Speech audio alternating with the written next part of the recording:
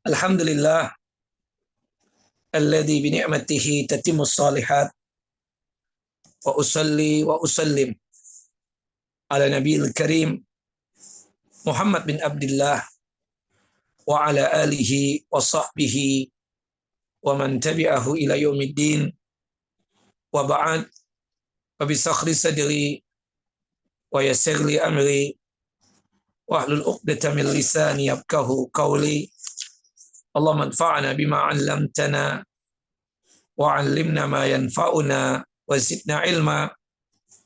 Allahumma inna na'udzubika min zawali ni'matika wa fujati niqmatika wa tahawuli afiyatika wa jami'i sakhatika.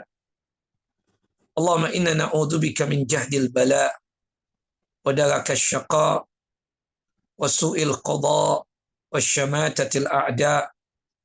Allahumma inna na'udzubika min adzabi jahannam wa min adzabil qubur wa min fitnatil mahya wal mamat wa min syarri fitnatil masihid dajjal.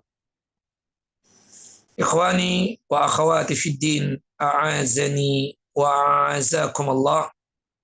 Bapak dan Ibu yang dimuliakan oleh Allahu Jalla wa Ala, Majlis Taklim Ar-Rayyan yang sedalam lindungan dan penjagaan Allahu Jalla Jalaluh.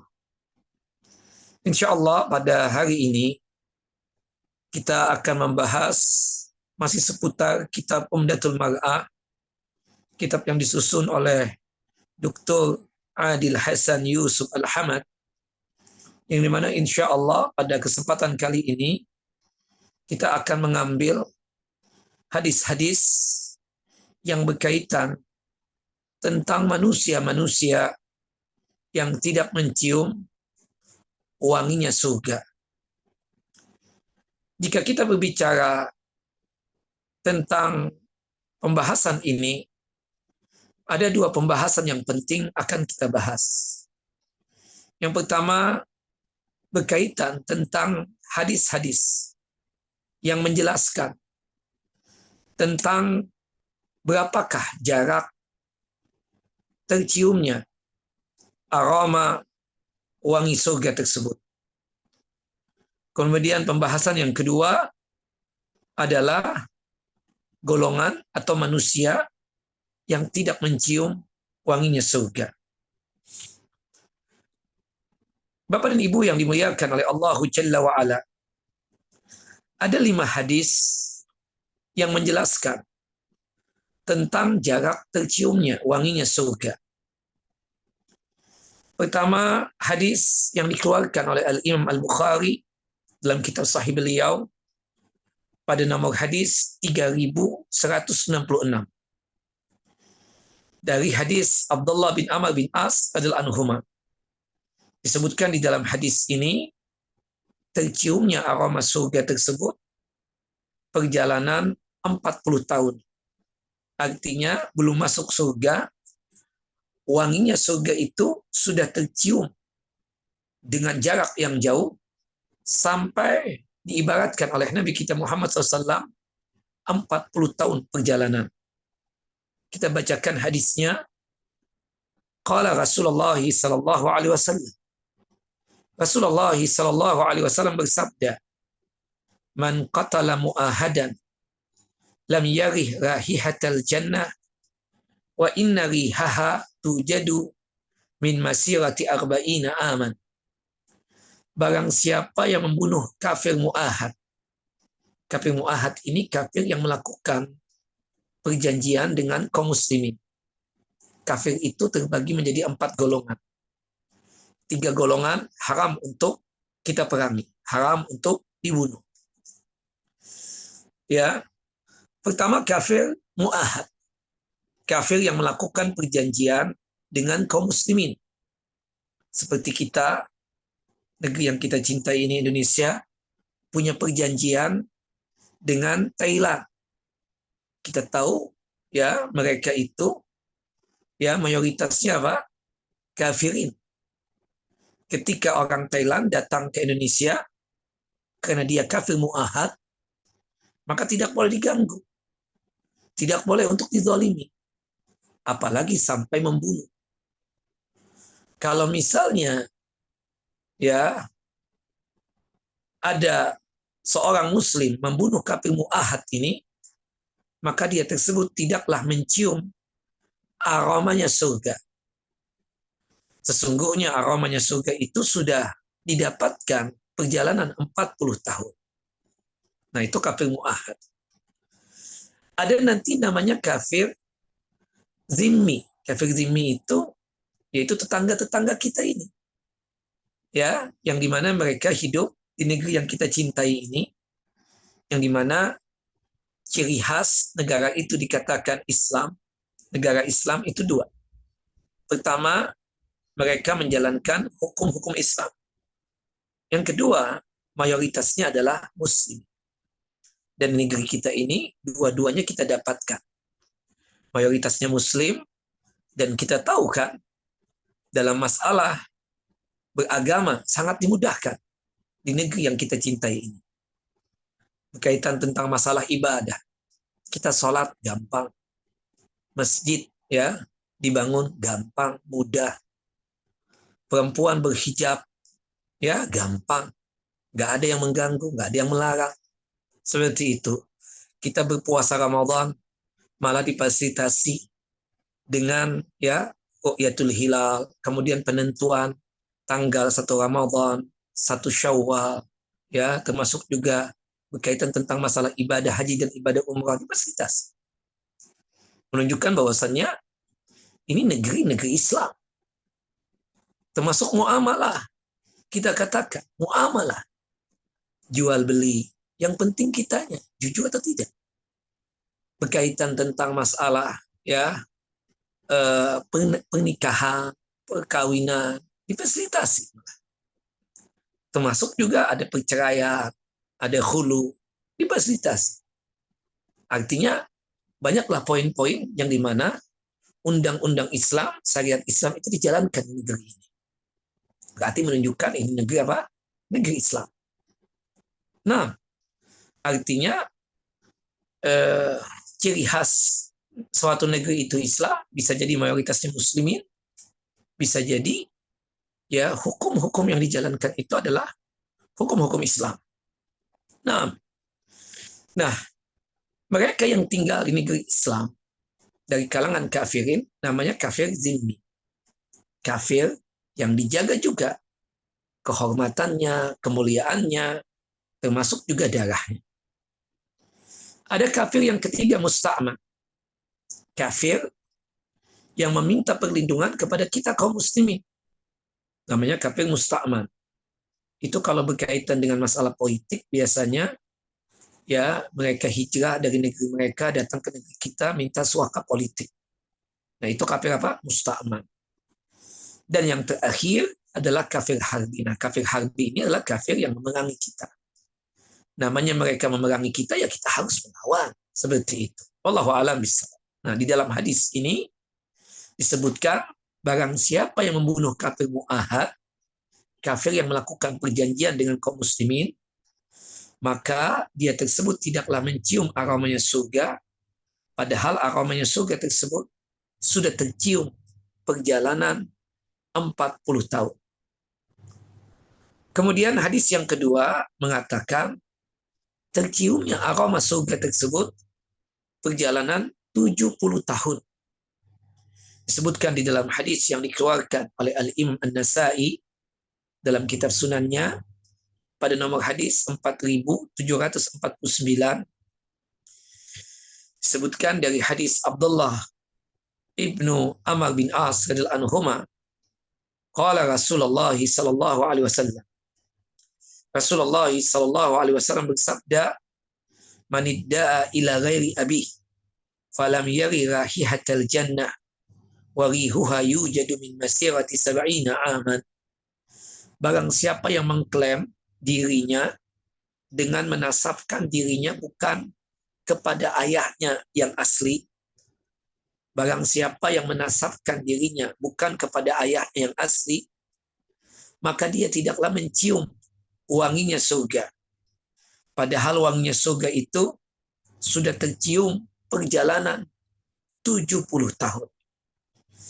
Hadis juga dikeluarkan oleh Imam Ahmad, dan hadis ini disahihkan oleh Syekh Nasruddin Albani dalam kitab Silsilah As-Sahihah pada nomor hadis 2307. Nah, ini hadis yang kedua menjelaskan bahwasannya perjalanan 70 tahun sudah tercium wanginya surga tersebut. Hadis yang ketiga menjelaskan 100 tahun ya perjalanan. Ini dari hadis yang dikeluarkan oleh Al-Imam Ibnu Hibban dari hadis Abi Bakrah radhiyallahu anhu, semoga Allah Jalla wa ala meridai beliau, termasuk dari hadis Abu Hurairah, hadis yang dikeluarkan oleh Al-Imam At-Tabrani, qala Rasulullah sallallahu alaihi wasallam, Rasulullah sallallahu alaihi wasallam bersabda, man qatala nafsan mu'ahadatan bighairi haqqiha, barang siapa yang membunuh jiwa kafir mu'ahad, kafir yang melakukan perjanjian dengan kaum muslimin tanpa hak, artinya tanpa alasan yang benar, kenapa sampai membunuh kafir mu'ahad tersebut, maka lam yari rahihatal jannah, maka dia tersebut tidaklah mencium wanginya surga. Wa inna rihal jannah latujadu min masirati mi'ati am, sesungguhnya wanginya surga tersebut sungguh tercium perjalanan 100 tahun. Hadis ini disahihkan oleh Syekh Nasruddin Albani di dalam kitab Sahih Mawaridz Dhama pada nomor hadis 1276. Nah, kemudian dalam kitab Silsilah As-Sahihah, hadis ini juga disahihkan oleh Syekh Nasruddin Albani dari hadis Abu Hurairah, yang di mana dinyatakan wanginya surga itu sudah tercium 100 tahun perjalanan pada nomor hadis 2356. Nah, kemudian hadis nomor 4. Hadis dari jalurnya Abi Bakrah dan juga hadis dari jalurnya Abu Hurairah. Kemudian dari hadis jalurnya Abdullah bin Amr bin As radhiyallahu anhuma, qala Rasulullah sallallahu alaihi wasallam, Rasulullah sallallahu alaihi wasallam bersabda, man idda'a ila ghairi abihi lam yari rahihatal jannah, barang siapa yang menasabkan dirinya bukan kepada ayah aslinya, maka dia tidaklah mencium wanginya surga. Wa inna rihaha la yujadu min masirati 500 am, sesungguhnya wanginya surga itu sudah didapatkan aromanya perjalanan 500 tahun. Nah, ini riwayat yang keempat yang menyatakan belum masuk surga, masih di luar surga, 500 tahun perjalanan sudah tercium wanginya surga tersebut. Dan yang terakhir, hadis yang menjelaskan bahwasanya terciumnya wanginya surga itu adalah 1000 tahun perjalanan. 1000 tahun perjalanan. Hadis ini dari hadis Jabir bin Abdullah radhiyallahu anhuma, hadis yang dikeluarkan oleh Al-Imam At-Tabrani rahimahullah rahmatan wasi'ah. Nah, dari hadis ini ya kita katakan 5. Terlepas dari yang terakhir yang 1000 tahun perjalanan, ada perdebatan di kalangan para ulama tentang status derajat hadisnya, apakah hasan ataukah dhaif. Tapi dari 5 riwayat ini menunjukkan jaraknya terciumnya wanginya surga itu. Riwayat yang pertama menyatakan 40 tahun, riwayat yang kedua menyatakan 70 tahun, riwayat yang ketiga 100 tahun, riwayat yang keempat 500 tahun, riwayat yang kelima 1000 tahun. Nah, selesai kita dari pembahasan yang pertama berkaitan tentang berapakah jarak terciumnya wanginya surga. Nah, kita masuk kepada pembahasan Yang kedua, yaitu berkaitan dengan golongan atau manusia yang tidak mencium wanginya surga.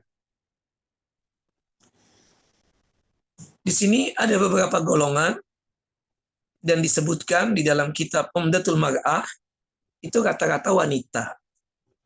Tapi sebenarnya ada juga laki-laki ya yang berkaitan dengan masalah tidak mencium wanginya surga. Kita bacakan juga ya, kita bacakan dulu hadis-hadis yang sifatnya umum. Manusia ya yang tidak mencium wanginya surga. Terlepas ya apakah dia laki-laki ataukah dia perempuan. Yang pertama, yang tidak mencium wanginya surga adalah mereka yang mencari ilmu din, ilmu agama, atau menuntut ilmu agama, talabatul ilm, tapi tujuan dia menuntut ilmu din dan ilmu agama tersebut untuk tujuan dunia atau untuk mendapatkan dunia. Maka oleh sebab itu Bapak dan Ibu, ikhlaskan hati kita. Kita menuntut ilmu din dan ilmu agama ini adalah ibadah, amal soleh yang sangat luar biasa. Maka oleh sebab itu tanamkan keikhlasan dalam kalbu dan hati kita. Supaya nanti duduk-duduknya kita di majlis ilmu ini diganjar oleh Allah Jalla wa'ala dengan mizan hasanat, timbangan amal kebajikan kita ketika kelak terjadinya pengadilan Allah Jalla wa'ala. Tapi tidak dipungkiri, ada sebagian dari kalangan kaum muslimin yang mencari ilmu din dan ilmu agama ini, tujuan mereka adalah untuk mencari dunia. Wal'iyadzubillah.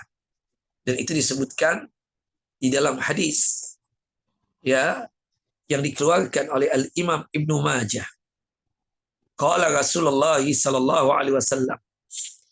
Rasulullah sallallahu alaihi wasallam bersabda, "Man ta'allama ilman mimma yubtaghu bihi wajhullah la yata'allamuhu illa liyusiba bihi aradan minad dunya."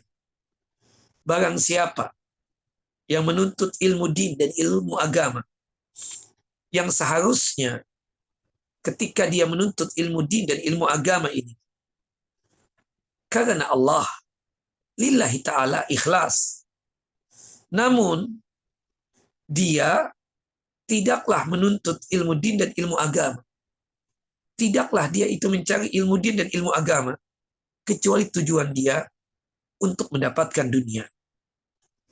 Maka apa yang terjadi dengan orang yang seperti ini? Lam yajid arfal jannah yaumal qiyamah. Maka dia tersebut tidaklah mencium wanginya surga. Hadis sahih disahihkan oleh Syekh Nasir Albani rahimahullah rahmatan wasi'ah. Dalam hadis yang lain, hadis dari Abu Hurairah radhiyallahu an, semoga Allah Jalla wa ala meridai beliau. Qala Rasulullah sallallahu alaihi wasallam. Rasulullah sallallahu alaihi wasallam bersabda, "Man ta'allama ilman mimma yubtagha bihi wajhallahi azza wa jalla." Barang siapa yang menuntut ilmu din dan ilmu agama yang seharusnya diharapkan pada saat dia menuntut ilmu din dan ilmu agama keikhlasan lillahi ta'ala, la yata'allamuha illa liyusiba bihi aradha minad dunya. Ternyata pada saat dia menuntut ilmu din dan ilmu agama, dia tersebut tujuannya untuk mendapatkan sedikit dari kenikmatan dunia ini. Maka apa yang terjadi? Lam yajid arfal jannah yaumal qiyamah. Maka dia tersebut tidak akan mencium wanginya surga pada hari kiamat kelak. Hadis sahih dikeluarkan oleh Imam Ahmad, Abu Daud, Ibnu Majah, dan juga Al-Imam Ibnu Hibban Dan hadis ini disahihkan oleh Syekh Nasir Albani rahimahullah rahmatan wasi'ah dalam kitab Sahih At-Targhib pada nomor hadis 105. Satu riwayat lagi dari hadis Ka'ab bin Malik radhiyallahu anhu. Semoga Allah Jalla wa ala meridai beliau. Qala Rasulullah sallallahu alaihi wasallam. Rasulullah sallallahu alaihi wasallam bersabda, "Man talaba al-ilma liyujari bihi al-ulama aw liyumari bihi as-sufaha aw yasrifa bihi wujuhan nas ilaihi adkhalahu Allahu an-nar." Barang siapa yang menuntut ilmu untuk menandingi para ulama, ya, untuk menandingi para ulama, kemudian menuntut ilmu untuk membodoh-bodohi orang yang bodoh, atau untuk memalingkan pandangan-pandangan manusia kepadanya, maka Allah Jalla wa'ala akan memasukkan dia ke dalam api neraka. Hadis sahih dikeluarkan oleh Al-Imam At-Tirmidzi, dan hadis ini disahihkan oleh Syekh Nasir Albani dalam kitab At-Targhib pada nomor hadis 106. Maka oleh sebab itu, Bapak dan Ibu, seseorang yang ingin selamat dunianya ataupun akhiratnya, hendaknya pada saat menuntut ilmu din dan ilmu agama diniatkan ikhlas karena Allah Jalla wa'ala. Jangan sampai kita tersebut meniatkannya tidak ikhlas. Banyak di antara manusia tersebut ketika dia menuntut ilmu din dan ilmu agama, sampai dia tersebut menjadi seorang alim, ustadz, kiai, tuan guru, dan seterusnya. Dia tersebut, ya, bukannya secara tulus ikhlas mengajarkan ilmu din, ya, mengajarkan ilmu-ilmu yang datang dari Al-Quran dan As-Sunnah, tapi tujuan dia untuk menuntut ilmu din tersebut tidak lain untuk memalingkan wajah-wajah manusia, agar wajah-wajah manusia tersebut dipandangkan kepadanya. Dan itu yang terjadi, ya, di zaman kita sekarang ini. Banyak orang yang menuntut ilmu din dan ilmu agama, tapi tujuan bukan karena Allah Jalla wa'ala, tapi dikarenakan ingin menandingi para ulama, atau menyayangi para ulama, atau tujuannya supaya dianggap pintar, sehingga dia tersebut membodoh-bodohi orang-orang yang tidak paham terhadap din dan agama.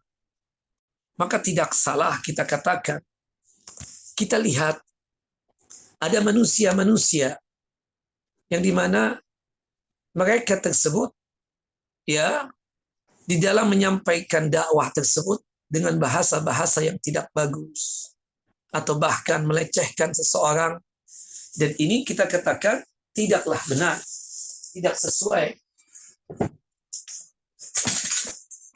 dengan apa yang dituntunkan oleh Nabi kita Muhammad sallallahu alaihi wasallam.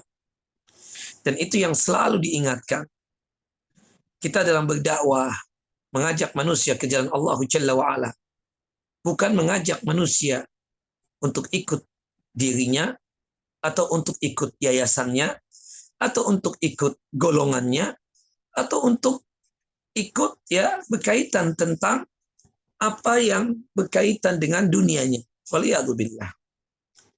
Nah, ini perlu kita camkan semua. Jangan sampai kita tersebut salah niat, ya, di dalam berdakwah terutama. Di dalam berdakwah tersebut betul-betul kita menyampaikan secara tulus ikhlas, ya.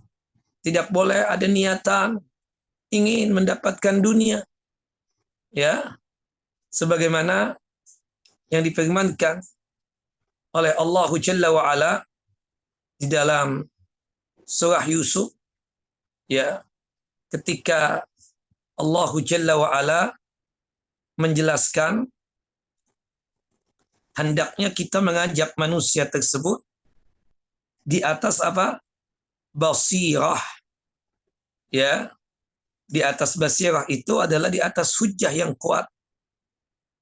Sebagian ulama menjelaskan yang disebut dengan hujjah yang kuat tersebut tidak lain adalah ilmu dinnya ada, kemudian ketika menyampaikan ilmu din dan ilmu agama tersebut, dia dalam kondisi ikhlas karena Allahu Jalla Jalaluh.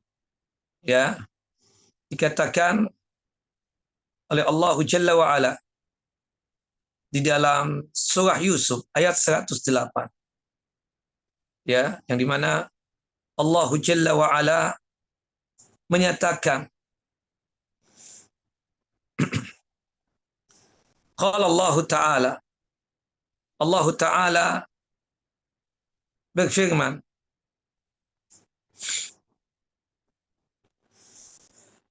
Kul hadhihi sabili ad'u ila Allahi ala basiratin ana wa man ittaba'ani wa subhanallahi wa ma ana minal musyrikin.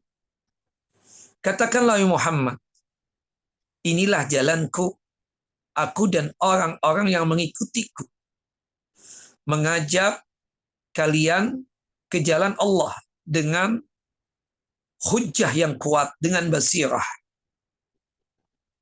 Maha suci Allah, dan aku tidaklah termasuk orang-orang yang musyrik. Tafsiran daripada ayat ini, Allah menjelaskan bahwa kebanyakan manusia berpaling dan tetap enggan menerima kebenaran tentang keesaan Allah Jalla wa'ala. Allah lalu berpesan kepada Rasulullah, katakanlah wahai Muhammad, inilah jalan yang Allah tunjukkan kepadaku, aku dan orang-orang yang beriman, itu para sahabat ridwanullah ajmain, yang dimana mereka itu beramal soleh, yang mengikutiku, mengajak kalian ke jalan Allah dengan penuh basirah, dengan penuh ilmu, dan ketika menyampaikan ilmu din tersebut di atas keikhlasan, serta penuh keyakinan yang mengandung bukti-bukti yang mengetuk akal pikiran dan perasaan manusia. Maha suci Allah dengan segala kesempurnaannya, dan aku tidaklah termasuk orang-orang musyrik yang menyekutukan Allah dengan yang lain. Nah, di sini diwanti-wanti agar kita tersebut jangan sampai ketika mengajak orang dalam masalah dakwah ini kepada diri kita sendiri, tapi ajaklah manusia tersebut untuk berada di jalan Allah Jalla wa'ala dengan ilmu yang dia miliki, dan ketika menyampaikan ilmu tersebut di atas keikhlasan. Di atas keikhlasan. Naam, kata Al-Imam Ibn Katsir rahimahullah rahmatan wasi'ah, dari sinilah pentingnya kita sebagai ustadz, sebagai da'i, mubaligh, menyampaikan ilmu din dan ilmu agama ini secara ikhlas. Jangan sampai terbetik di dalam pikiran kita dan hati kita ketika mengajak manusia ke jalan Allah ini, tujuannya adalah untuk mendapatkan dunia. Untuk mendapatkan apa? Dunia. Dan ini yang selalu diingatkan. Wallahu a'lam bissawab. Nah, jadi yang jelas ciri khas para penuntut ilmu din dan ilmu agama itu adalah ikhlas karena Allah Jalla wa'ala. Karena mereka paham, ya, kita ini mengerti bahwasannya duduk-duduknya kita ini seperti sekarang tidak lain kita sedang beribadah kepada Allah. Karena menuntut ilmu din dan ilmu agama ini adalah amal soleh. Berhubung ini ibadah dan amal soleh, maka kita harus apa? Kita harus ikhlas karena Allahu Jalla wa'ala. Wallahu a'lam bissawab. Nah, yang jelas ada komentar lagi dari sebagian ulama, ayat ini menunjukkan bahwa manhaj dakwah para nabi adalah berdakwah kepada tauhid dan mengikhlaskan ibadah hanya untuk Allah Jalla wa'ala di atas ilmu dan basirah, itu hujjah yang kuat. serta berlepas diri dari kesyirikan dan pelakunya. Wallahu a'lam bissawab. Nah, itu yang pertama. Jangan sampai kita tersebut menuntut ilmu din, ilmu agama, atau mungkin sudah ada ilmu, tapi tujuannya tidak lain untuk mendapatkan apa? Dunia. Waliyadzubillah. Ya. Kemudian golongan yang selanjutnya, yang kedua, yang tidak mencium wanginya surga adalah mereka yang memutuskan tali silaturahim, khususnya kepada kedua orang tuanya dengan bersikap uquq atau durhaka kepada kedua orang tua tersebut. Kita bacakan hujjahnya dan dalilnya, yang dimana hadis ini dikeluarkan oleh Al-Imam At-Tabarani dan juga oleh Imam Ahmad. Qala Rasulullah sallallahu alaihi wasallam. Rasulullah sallallahu alaihi wasallam bersabda, "Fa inna rihal jannah yujadu min masirati alfi amin.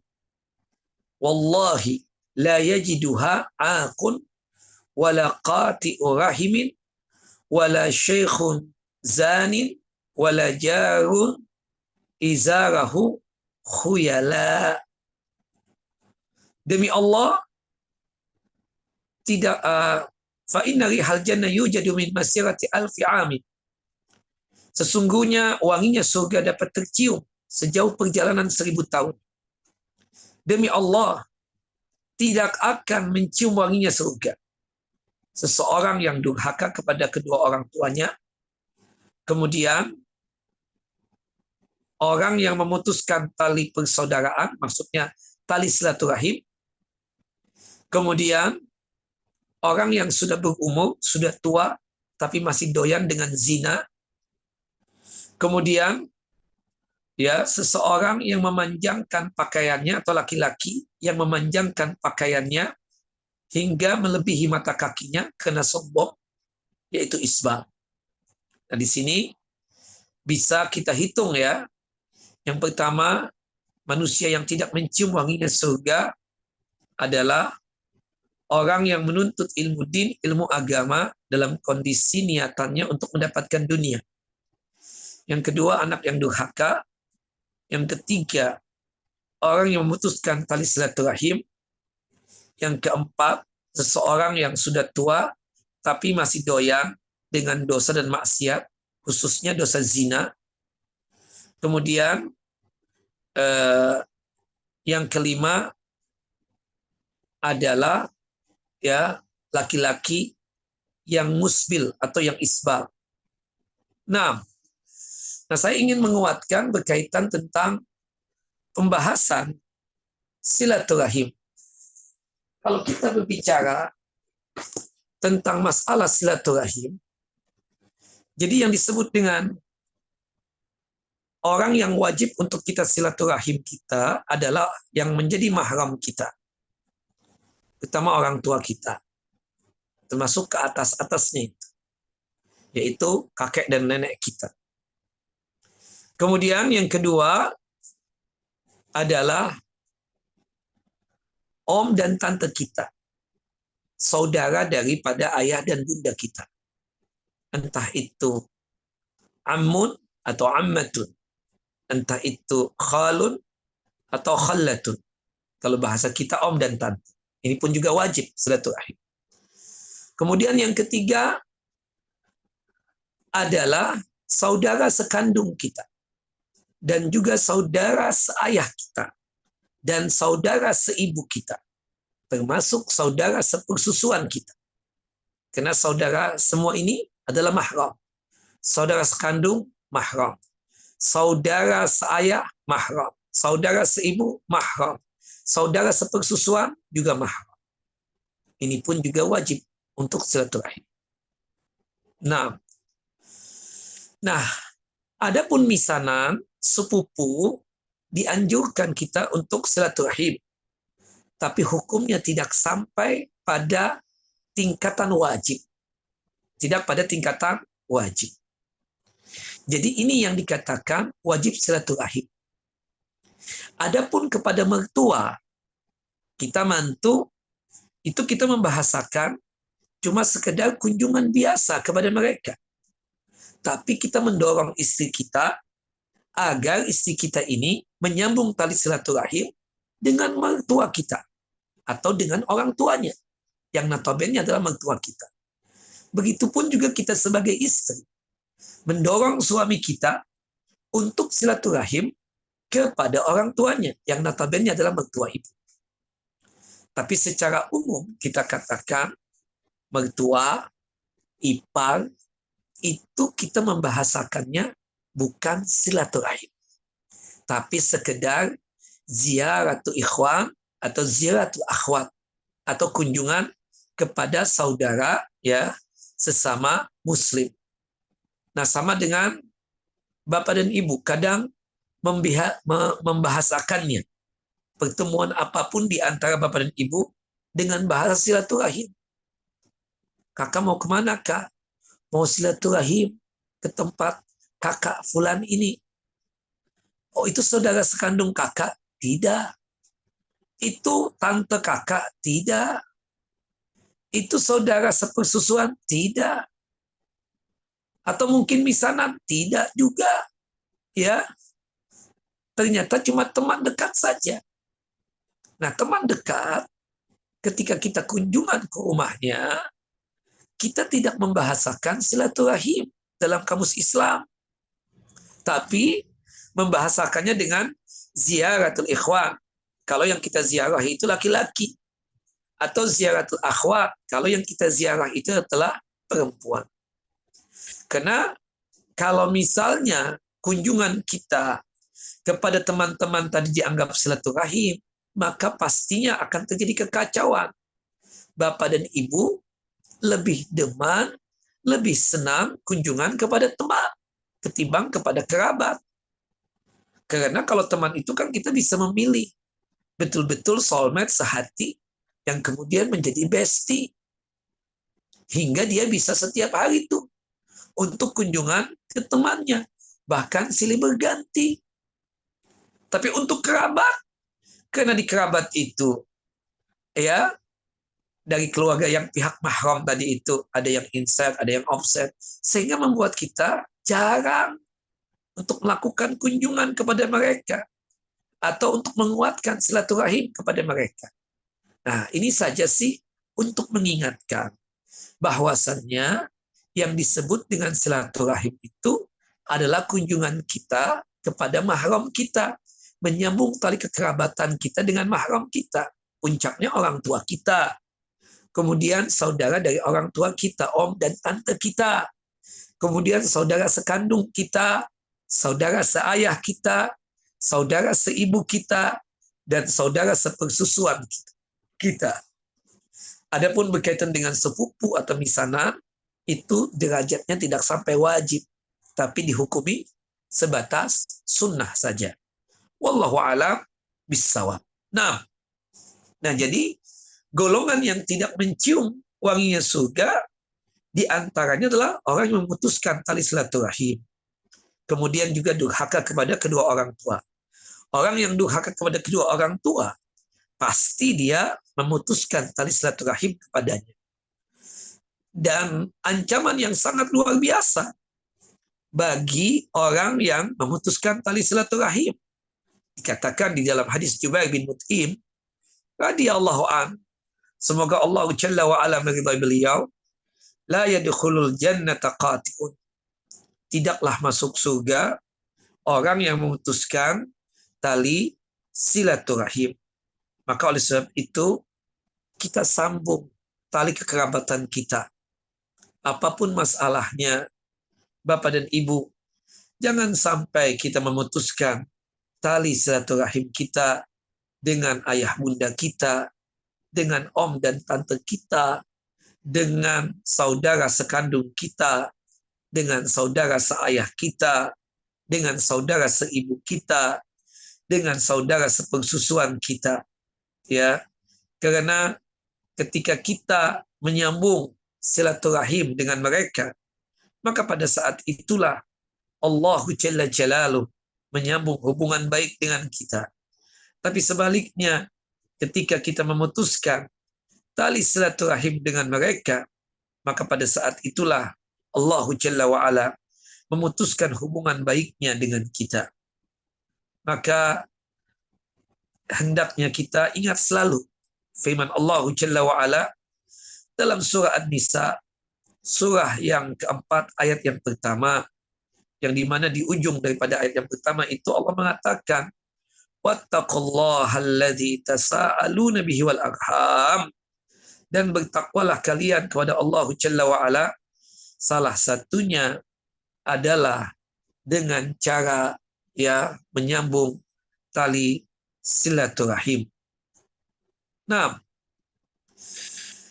dan disebutkan di dalam satu hadis yang sahih, disebutkan di dalam satu hadis yang sahih bahwasannya orang yang suka memutuskan tali silaturahim itu bisa berbahaya untuk keadaannya di dunia dan juga keadaannya di akhirat kelak.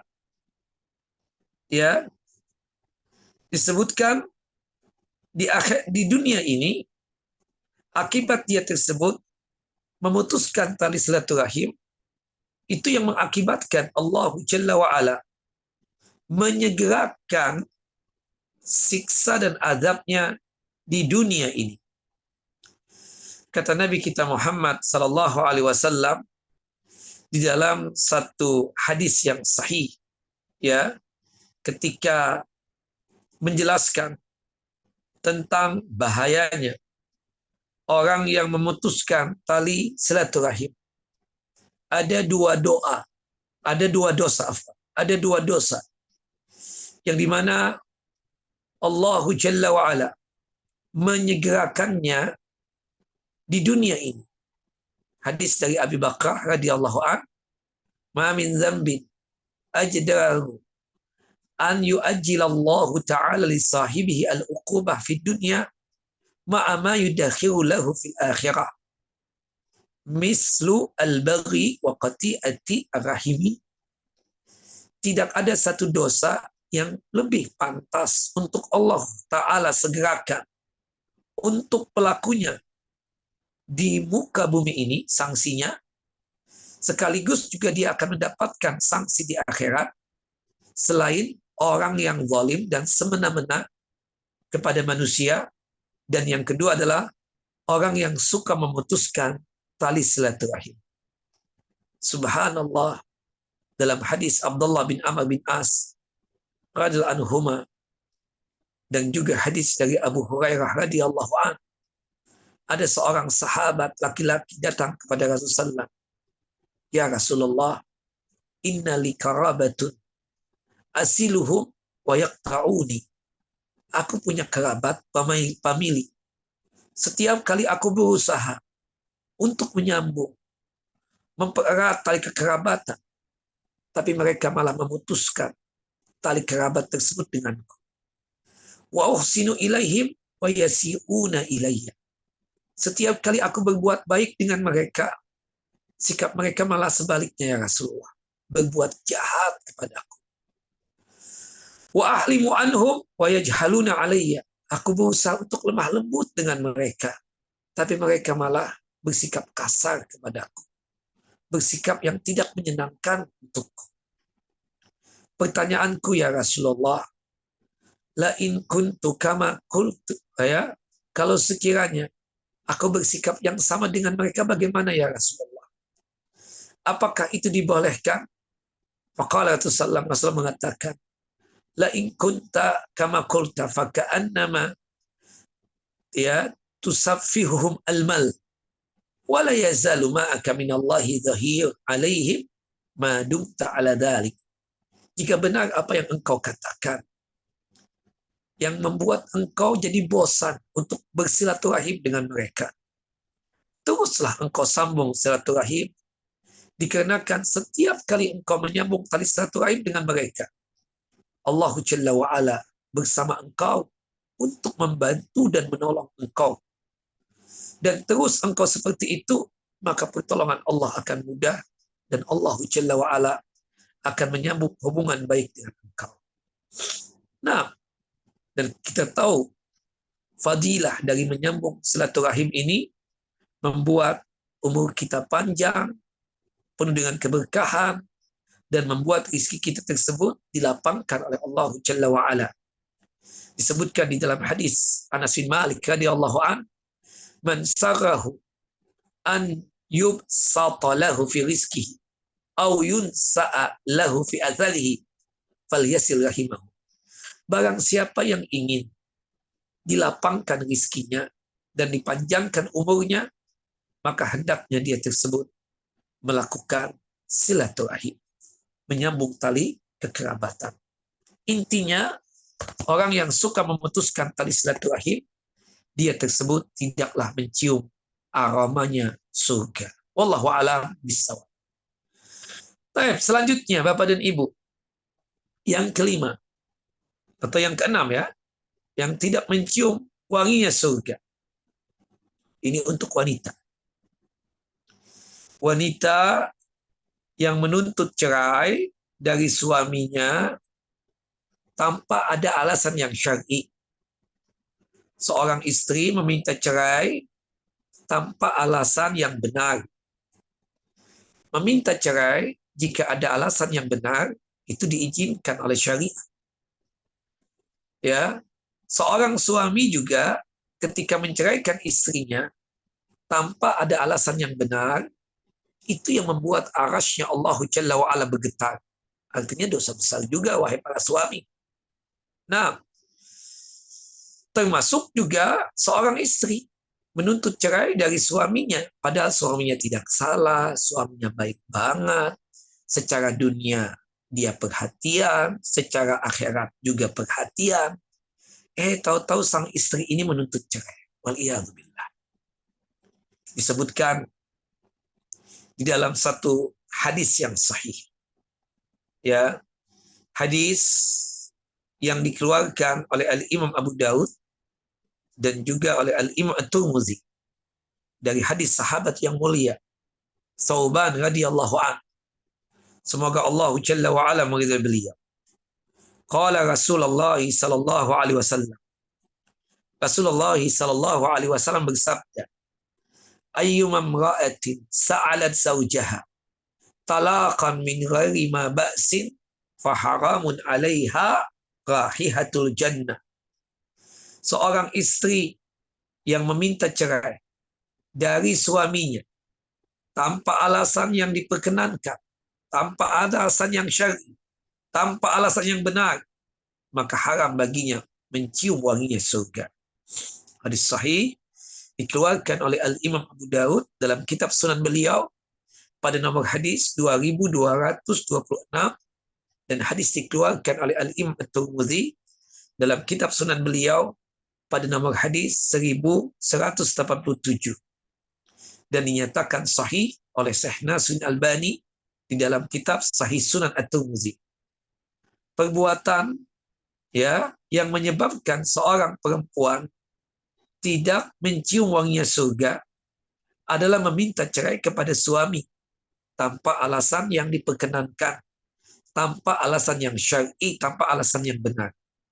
Al-Hafidz Ibnu Hajar rahimahullah rahmatan wasi'ah ketika menjelaskan hadis ini, kata beliau rahimahullah, berita yang datang yang berisi tarhib, tarhib itu menakut-nakuti, atau berita yang berkaitan dengan mengancam seorang istri yang meminta cerai dari suaminya, dimaknai dalam keadaan si istri meminta cerai tanpa ada sebab yang menuntut hal tersebut, atau dalam arti